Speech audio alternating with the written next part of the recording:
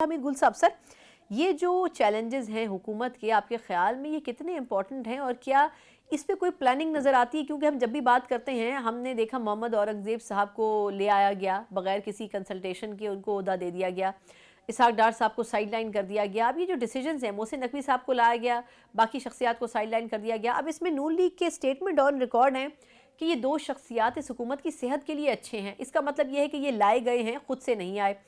تو آپ کے خیال میں کچھ پلاننگ موجود نہیں ہے، بس اقتدار کے لیے ایک راستہ تھا جس کے قریب کسی طرح پہنچنا تھا، لیکن اب اس میں جو کمپرومائزز کرنے پڑے وہ کیے ہیں دونوں جماعتوں نے؟ بسم اللہ الرحمن الرحیم، بہت شکریہ آپ کا۔ دیکھیں، ڈنگ ٹپاؤ پالیسی چل رہی ہے، یعنی کہ آج کا دن گزر جائے اور پھر آگے اللہ دیکھیں گے، پھر جو اللہ تعالیٰ بہتری فرمائے۔ تو دوسری بات یہ ہے کہ یہ جو پالیسی ان کی آئی ہے، اسٹیٹمنٹ آئی ہیں دو شخصیات کے متعلق، یہ بہت غور طلب ہیں۔ اس کی وجہ یہ ہے کہ کیا وہ لوگ جو پارٹی کے لیے سیکریفائزز دیتے ہیں وہ خاموش ہو کے بیٹھ گئے ہیں؟ کیا ان کو نہیں معلوم؟ اس ٹائم پہ مسلم لیگ جو ہے وہ دو دھڑوں میں بڑی واضح تقسیم ہوئی ہوئی ہے، اور ظاہر ہے مسلم لیگ کی جو سینئر قیادت ہے اس نے یہ فیصلہ کر لیا ہے کہ پنجاب جو ہے اس کو اپنا مسکن بنایا جائے گا، کیونکہ پنجاب سے ہی وہ وزارت عظمیٰ تک پہنچے تھے۔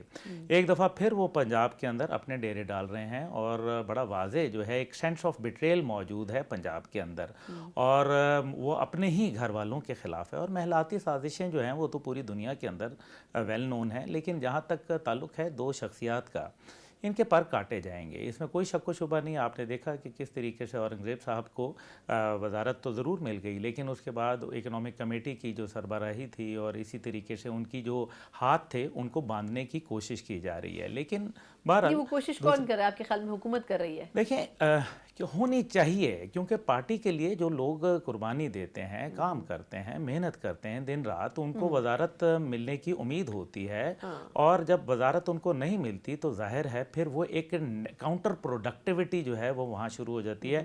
اس کے نتیجے کے اندر جو اسکرمشز ہیں، انٹرنل اسکرمشز، جو اپنی اندرونی مشکلات ہیں، وہ ایک دوسرے کے آڑے آتی ہیں، اور پھر اس طرح سے وہ مفلوج کر کے رکھ دیتی ہیں ان تمام شخصیتوں کو جو پیراشوٹر طور پر آئے ہوتے ہیں۔ اب جو دوسری بات اس کے اندر ان کی جو معاشی عدم استحکام ہے، اس کے لیے جو پالیسی ہے وہ اس ٹائم پہ کوئی پالیسی نہیں ہے۔ اگر آپ نے مانگے تانگے کے اوپر گزارا کرنا ہے، ابھی امتیاز صاحب نے کہا کہ ہم نے اپنی جہاں استطاعت کے مطابق بڑی کامیابیاں حاصل کی عسکری محاذ پہ، دیگر محاذ پہ، لیکن مسئلہ یہاں یہ ہے کہ SIFC کے قیام جو کہ ایک بہت خوبصورت خیال ہے، سب کچھ ہم نے ان کے ہاتھ میں دے دیا ہے، ہاں، لیکن ابھی تک ہمارے پاس آیا کیا ہے؟ اور کیوں پاکستان میں حکومتیں چینج ہوتی نہیں نا؟ میں واپس عبداللہ صاحب آپ کی طرف آتی ہوں۔ نوشاد صاحب، سر چلیں SIFC کا تو حوالہ ہم نے دیا، لیکن وہ بھی ہمیں پتہ ہے کہ کیوں بنایا گیا، حکومت کی نااہلیوں کی وجہ سے ہمیں ایک ایسا ادارہ بنانا پڑا۔